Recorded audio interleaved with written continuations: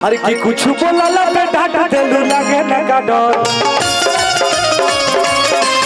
चलो नवादा ठंडा के पकड़ूंगा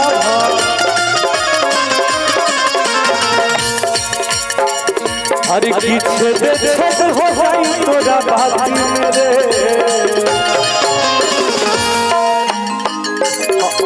तोड़ना नहीं है जगदम्बा भैया रिदम तो तोड़ना नहीं है लेते रहना है छेद हो जाए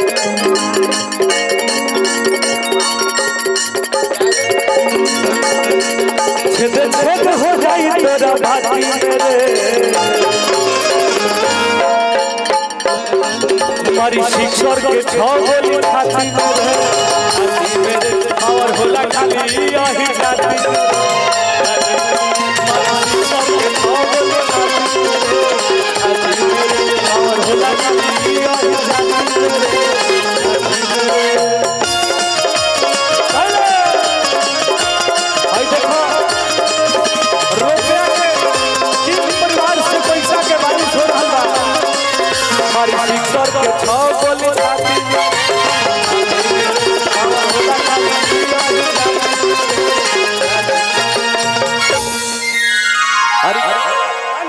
का जाने कौना रंगवा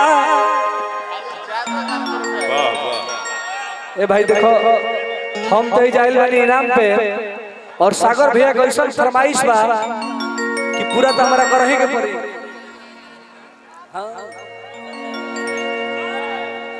अरे की का जाने कौना रंगदार पो आ बाटे घमंड तोरा यार पो अरे तो तोरा जैसन गुंडा के बना के लवंडा आदि है नचाई दुआर पर रामायण के घाट में लइका कहता का अरे की का जाने कौना रंगदार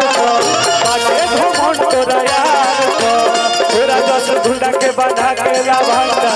है नचाई दुआर पर तोरा जैसन गुंडा के बना के लवंडा है नचाई दुआर सागर टुन मिला दी है माटी मेरे दीपक टुन मिला दी है माटी मेरे हमारी शिक्षक के छह गोली मेरे पावर होला खाली और जाती मेरे हमारी शिक्षक के छह गोली मेरे पावर होला खाली और जाती मेरे भैया डांस का चक्कर चलेगा भैया अभी नहीं भाई गजब बात कर रहे हो यार तुम्हें पता है भोजपुरी इंडस्ट्री में इकलौता ये म्यूजिशियन टीम है और हमारे कृष्णा यादव जी उपस्थित है जिनका तरफ से लाखों लाख रुपए का पुरस्कार मिलल डुमराव प्रमुख है प्रखंड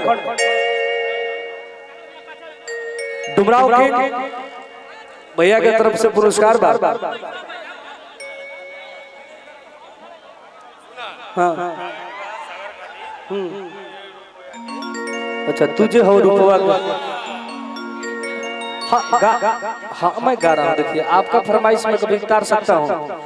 भाई थोड़ा सा अगर जगह मिले तो कार्यक्रम बेहतरीन हो गया लगन में हमें को गाना के लिए बने